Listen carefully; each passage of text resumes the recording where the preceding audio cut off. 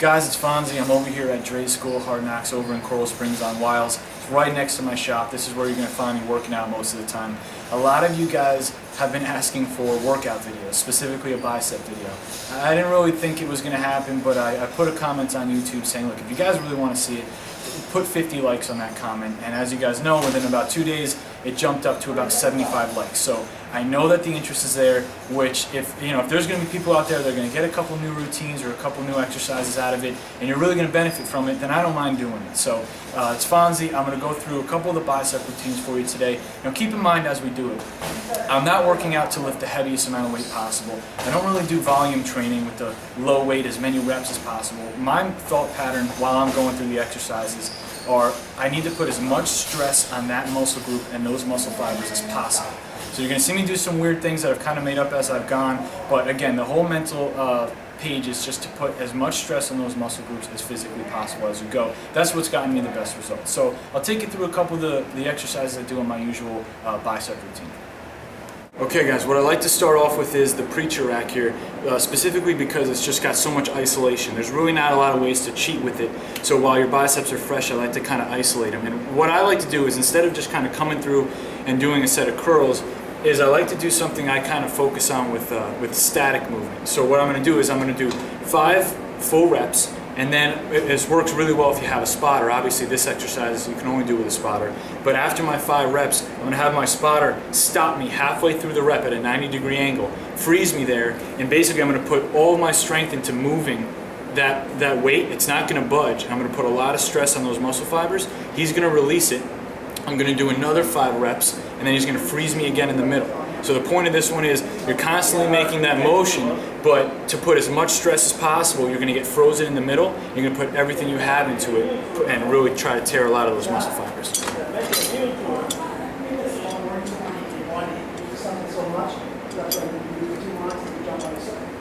Right there.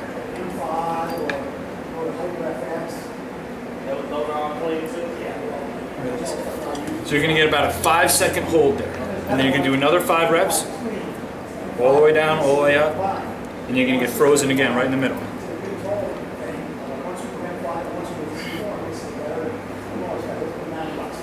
Release. You're putting a lot more stress on your biceps than you would be if you were just going through the motions. And then one more, right in the middle.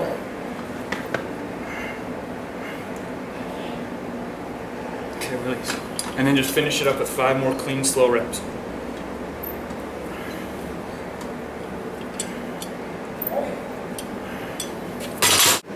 Okay guys, now I'm going to show you the version of the preacher curls that I'm going to do when I don't have a spotter.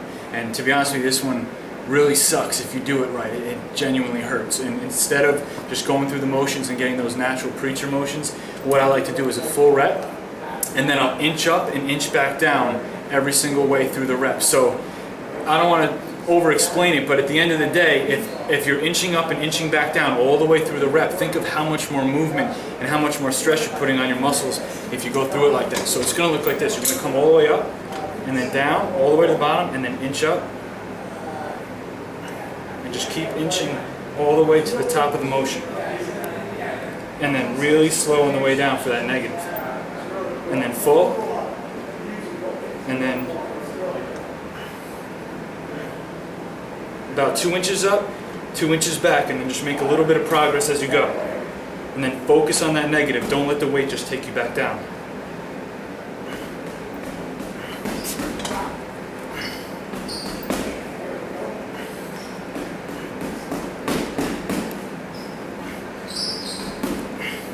Should get a really good pump from that. Okay, the next place that I'll go is to do some really close grip pull-ups. When you do a close grip pull-up and you leave your back out of it, it puts a ton of work into your biceps. Now I've been doing them for a while, so what I like to do is utilize a weight belt and hang a weight from me while I do them, but doing them with your body weight or even on one of those machines that kind of helps you as you go is effective too.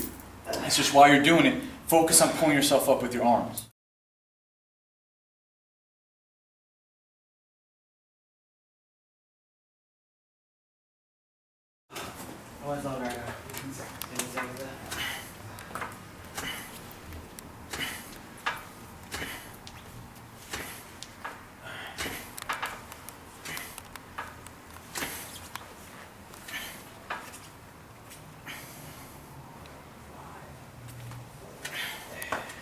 on that last rep. If you can freeze it out as long as you can, it's worth it.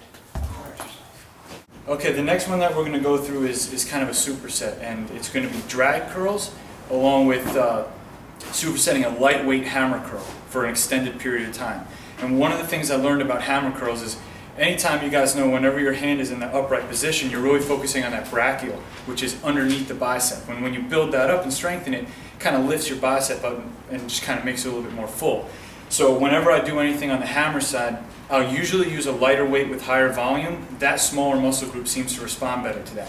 So this superset is going to be drag curls, which is you take the barbell on a wide grip and you literally just drag it straight up your body. And you're going to feel it in your biceps when you get to the top. So we'll do a nice set of 10.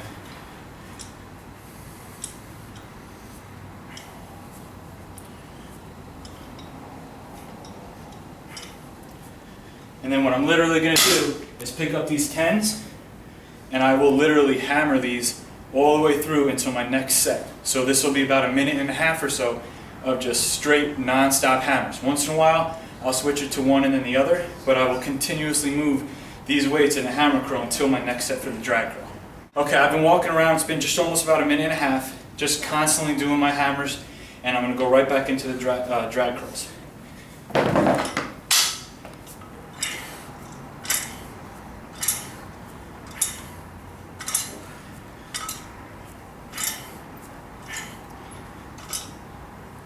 And then, whether you want to or not, it's right back to the hammers again. Now don't grab too heavy of weights. I mean, these are just 10s. It doesn't have to be heavy.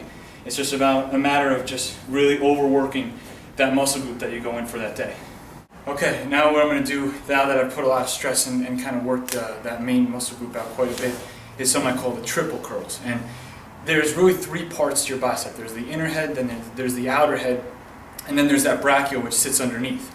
And what triple curls are is a standard curl just with your wrists just flat.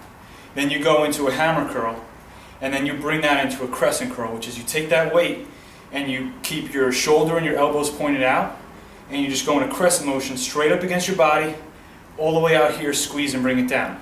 And what I'll do is just straight, hammer, crescent, and then just keep going through that motion. By the time you're done with that, anything that's attached to your bicep, let alone your biceps, is going to be pretty hit. It's going to come just like this. Then your hammer, and then that crescent curl. It's really important to keep it right up against your body. You're going to see a lot of people come out like that. If you do that, it's too heavy. Just keep it straight up into your body, out, get a squeeze, and then do the same thing. And then you go right back to it. Straight, hammer, and then that crescent curl. And you just keep rolling with it until, try not to count too many reps.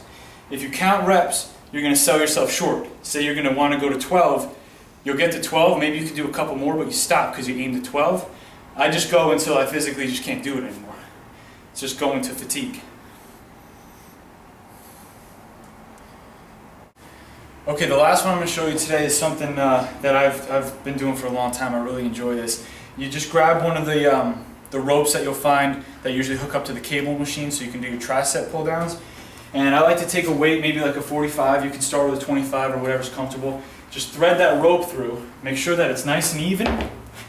And then what I like to do is now curl this. But not only just curl it, but alternate between an outside curl and then an up close inside curl. Again, just to grab everything that the bicep is and it's related to and recruit it into the exercise. Just be careful of your private regions as the weight is swinging around. So you're going to come up wide and then up narrow. Get all the way up and squeeze as hard as you can at the top.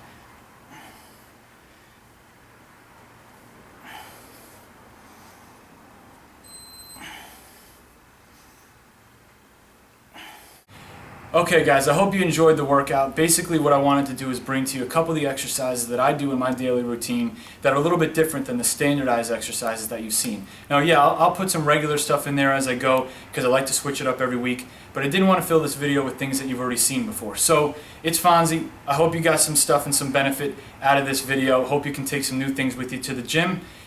You know where to reach me if you need me. I'll see you on the next one.